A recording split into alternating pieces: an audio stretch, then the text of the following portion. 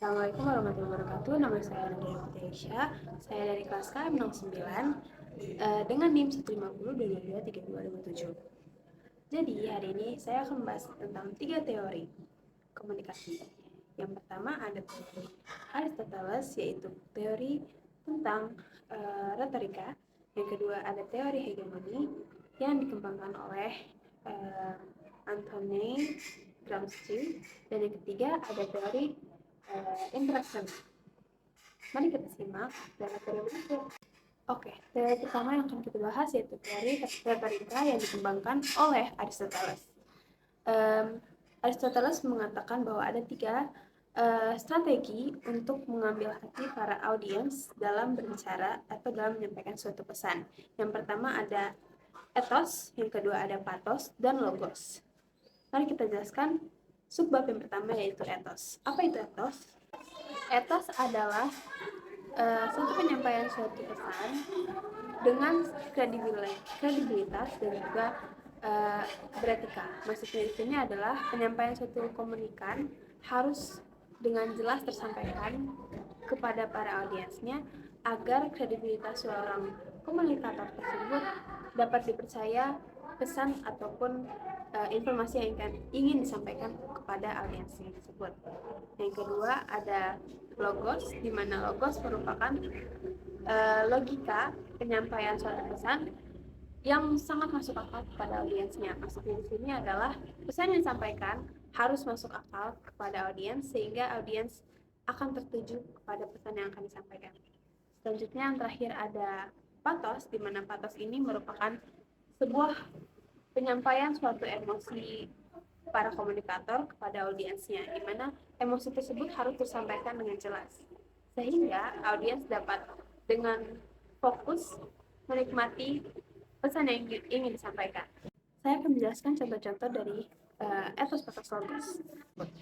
Yang pertama etos. Tentunya saat kita bertemu orang pada pertama kali, first impression merupakan hal yang sangat penting kepada para audiens. Maksudnya di sini adalah pandangan kita pada pertama kali mengenal komunikan harus bagus sehingga pesan yang disampaikan akan lebih mudah masuk kepada audiensnya. Yang kedua ada logos, di mana pesan yang disampaikan harus masuk akal sehingga jika kita terlalu banyak basa-basi, terlalu banyak kata-kata yang tidak perlu, audiens bakal bosan untuk mendengarkan pesan yang ingin disampaikan dari komunikator tersebut. Lalu yang ketiga ada pathos. Misalnya dalam kita menonton film, tentunya film tersebut harus bisa menggugah emosi yang akan didapatkan pada audiensnya sehingga pesan yang disampaikan akan lebih mudah tersampaikan. Sehingga hal tersebut merupakan hal yang sangat penting dalam elemen ethos pathos logos. Lalu teori kedua yang akan saya sampaikan yaitu teori hegemoni, di mana teori hegemoni ini dikemukakan oleh Antonio Gramsci. Teori hegemoni ini merupakan teori yang menjelaskan bahwa kelas atas merupakan mempunyai kekuasaan yang sangat tinggi sehingga dapat menindas kelas bawah atau kelas lainnya. Contoh dari teori hegemoni ini bisa kita lihat pada saat film-film yang viral saat ini yang saya tonton yang berjudul The Good Bad Mother, di mana pada saat karakter tokoh mereka diperkenalkan terdapat suatu hal hegemoni di situ, di mana sang pemilik perusahaan besar ingin mengambil tanah atau membeli tanah sang pemilik peternakan tersebut. Tetapi sang peternakan ini tidak mau karena di mana tanah tersebut merupakan peternakannya, di mana di situ adalah tempat pencahariannya, ya, tempat mereka memiliki uang dan mendapat pendapatan, sehingga tidak bisa dong untuk dijual. Tetapi karena penolakan tersebut, sang pemilik perusahaan ini marah sehingga ia membakar peternakannya dan membunuh sang peternak. Hal tersebut bisa masuk ke dalam teori hegemoni. Selain itu, dalam film tersebut, di saat kasus itu terkuak, sang saksi pun juga disuap oleh pemilik perusahaan tersebut. Mereka dapat mengubah suatu keputusan sang hakim dikarenakan kekuasaan mereka lebih tinggi dibanding sang peternakan tersebut.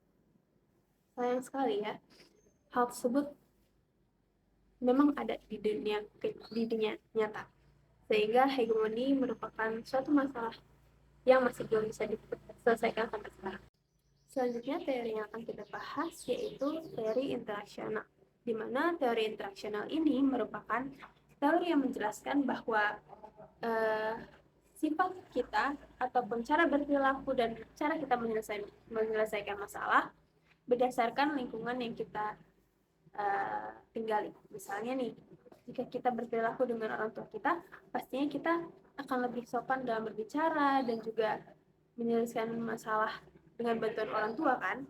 Tetapi jika di dalam kampus, tentu saja kita harus menyelesaikan masalah sendiri. Itu yang kita lihat berdasarkan lingkungan kita. Misalnya nih, kita mempunyai teman yang kurang baik, sehingga perilaku kita pun juga menjadi kurang baik. Itu kita bisa terpengaruh. Tetapi ada sebaliknya, di mana kalau misalnya kita memiliki lingkungan yang baik pada kita, maka efek yang kita dapat menjadi lebih baik lagi kepada kita. Jadi bisa kita ambil kesimpulannya di mana tiga teori tersebut sangat bergantung pada kehidupan kita saat ini. Tidak hanya itu, teori tersebut sangat bergantung saat kita melakukan dunia kerja, sehingga hal tersebut sangat berguna di mana kita memerlukan tiga teori tersebut dalam dunia pekerjaan nanti. Sekian presentasi dari saya. Wassalamualaikum warahmatullahi wabarakatuh.